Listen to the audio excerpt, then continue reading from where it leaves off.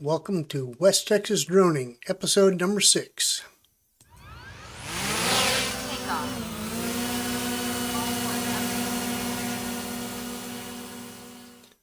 In this episode, we're going to demonstrate a few of the built-in pre-programmed flight maneuvers that the drone can perform, and then we'll discuss the remote controller's display screen that the pilot uses to both control the drone and see the drone video output. The pre-programmed maneuvers, called quick shots, are selected from the menu, set up by the pilot, and then executed. The drone screen displays the countdown, and at 0 the video recorder starts, the maneuver is flown, and at its conclusion the video recording stops and the drone returns to its starting point. The first maneuver we'll exhibit is called Droney. It is basically just flies up and away from the operator to a preset distance while keeping the operator whose position you set up on the screen in the same center view of the screen. So let's look at the Droney maneuver.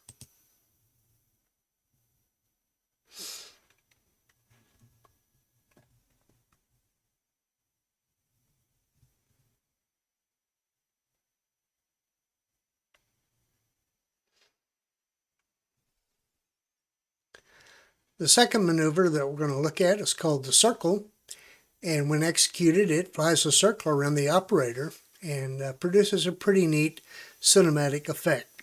Here's how it looks.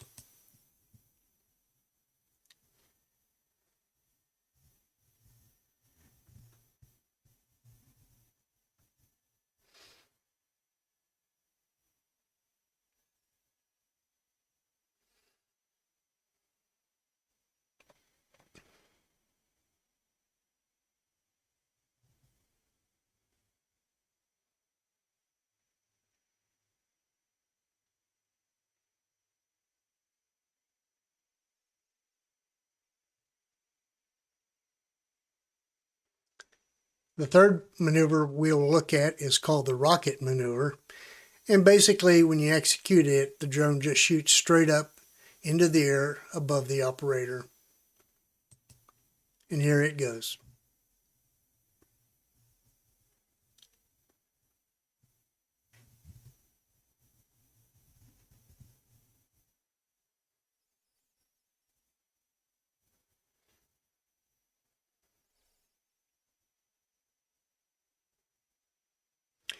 Now we'll take a look at the remote controller screen to show you what the pilot sees while he's flying the drone.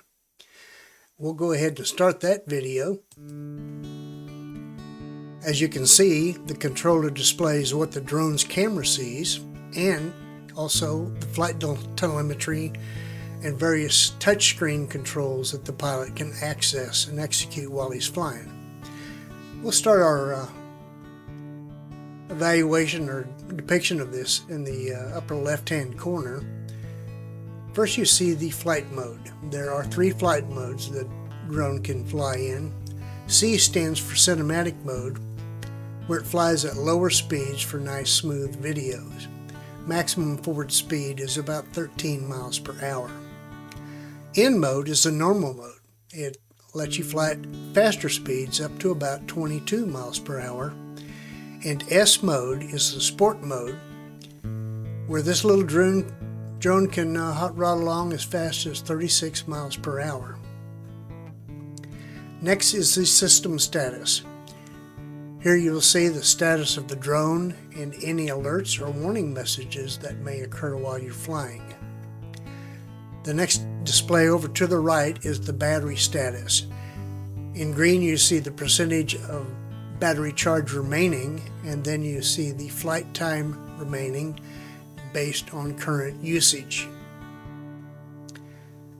Next is the signal strength between the controller and the drone itself, how they communicate back and forth. Next to that number is the number of GPS satellites that the drone is currently receiving position information from. The 3 dots in the upper right hand corner are where you access menus our higher drone and controller functions. You may have noticed a small scale that pops up ever so often down and to the left of the three dots, and that gives you the gimbal position of the camera. Next, below the dots is the drone's camera shooting mode. Pressing this lets you access the menu for selecting other video modes and for also accessing the quick shots that we demonstrated earlier. The next icon just down to the left is the control to change your camera from landscape mode to portrait mode. Below that is information displaying the video zoom ratio which you are using. Here you see it's just normal video mode. The big red button besides the zoom ratio is the button that serves as the camera shutter button to turn on the video on and off or to take a still shot. Below the zoom ratio is the current focus setting. You can use manual or automatic focus, and here we have autofocus selected. Below and to the right of the focus setting is the playback button for videos and still pictures that you may have just taken. The lower right hand corner depicts if your camera is in auto exposure mode or pro mode, where you can set your own exposures. To the left of the camera mode is a display depicting shooting parameters such as resolution, frames per second, and the exposure values that you have set in. To the left of the shooting parameters is information on the storage capacity of the memory chip that you insert in the drone itself to record your videos. To the left of that is your drone's telemetry information, vertical and horizontal speeds, and vertical height and horizontal distance from the home point are displayed here. In the left corner is a radar-looking display that depicts the magnetic compass data and the relative locations of the drone, the home point, and the controller. It also has attitude information. Above the radar depiction is a takeoff land button, which is used to launch the drone and activate the automated return to home function. As you see the red 391 foot there now, that is telling you you've reached the maximum altitude that you've programmed in the drone. Drones are restricted to 400 feet above the ground, so I set my restriction a little bit below that so I don't exceed the 400 AGL limit. There you see we got a little warning that the controller and the drone were not having a good connection, and we're pretty close to it, and so we're investigating right now what's causing that. We suspect this is the only time we've seen this warning is when we have a video card inserted into the controller itself and are using the screen record mode.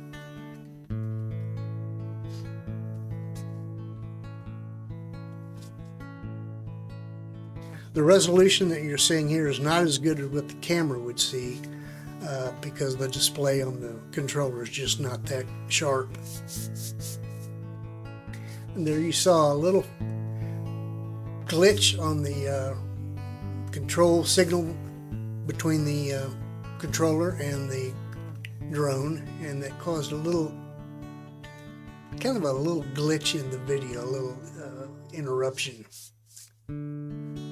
We also noticed that with this interruption we did have kind of a disagreement between the drone's actual distance from its home point and the actual home point. So these are all under investigation.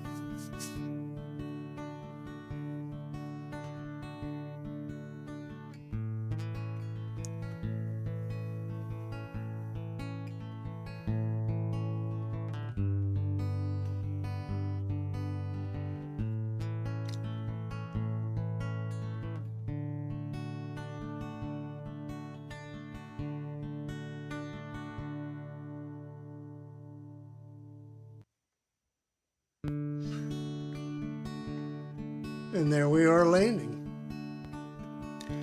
Well, that's the end of this video. We appreciate you coming by.